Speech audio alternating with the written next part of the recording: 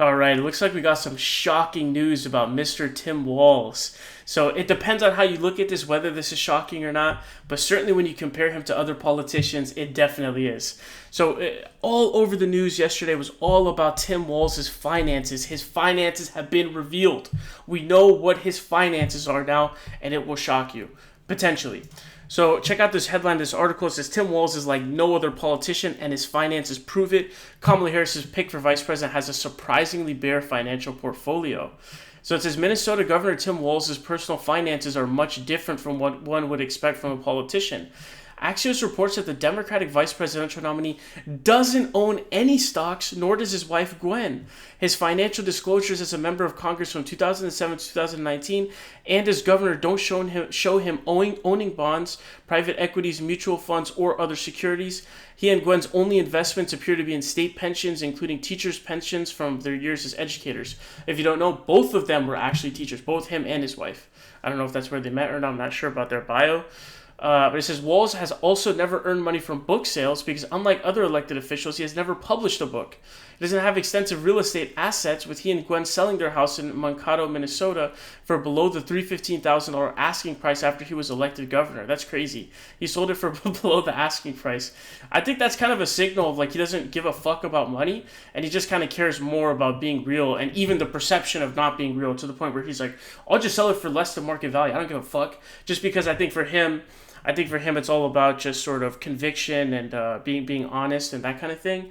And at worst case scenario, just the image of it, right? And says, unlike Republican vice presidential nominee J.D. Vance, he doesn't own any crypto, and unlike Donald Trump, he doesn't have his own currency.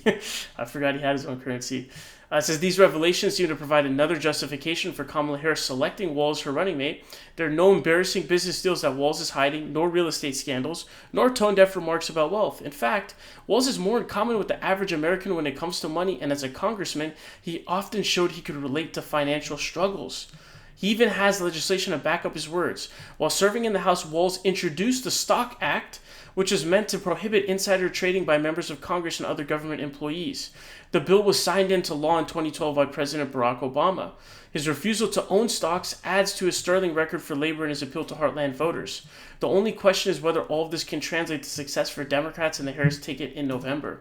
And so we can see this kind of article here. It says Obama signs into law Stock Act championed by Tim Walz. This almost feels like it's like a meme almost, or like some kind of joke where it's just like there's no way this is real, right?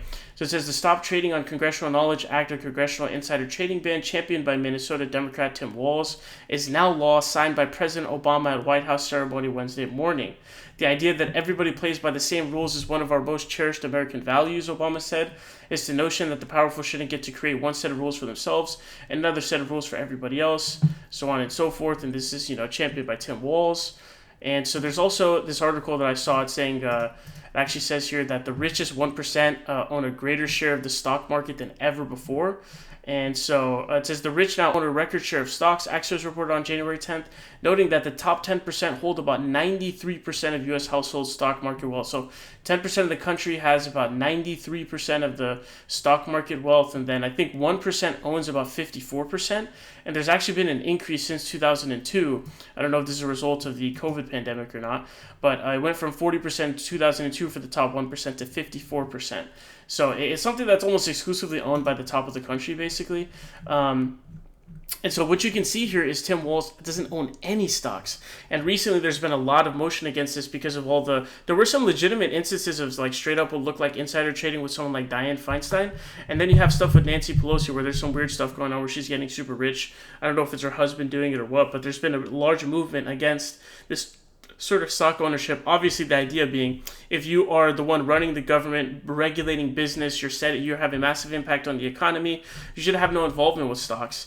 Even if you put in like a blind trust or something like that, the thing is you might have some sort of not allegiances to maybe necessarily any individual corporation, but maybe you take some side that's sort of sympathetic or beneficial towards large corporations, just because you sort of have an allegiance towards it. Maybe you have a bias towards it as yourself, And so I think that this is really great. And I think that this speaks a lot to Kamala Harris's vetting process.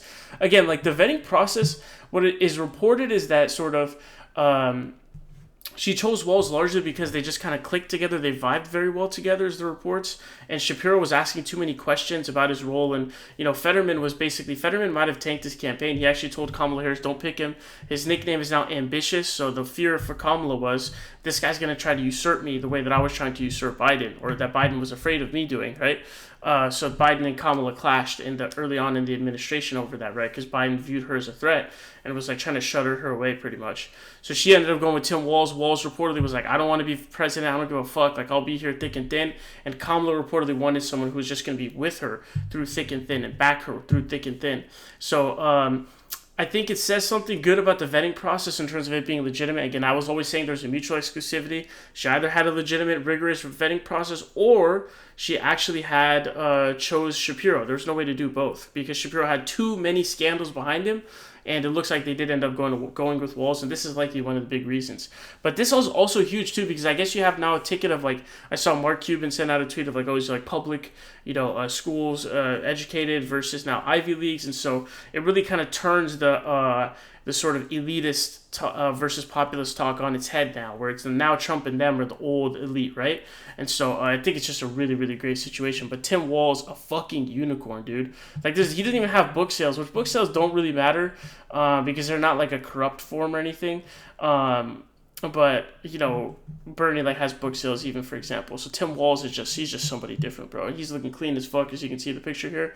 Truly remarkable. Let me know if you're surprised. So this is surprising. This is shocking news, breaking news, if you're kind of somebody who was comparing him to other politicians. But when you think about it, like with Tim Walz, you probably expected it. But we have to compare him to other politicians, right? But let me know your thoughts on this down below.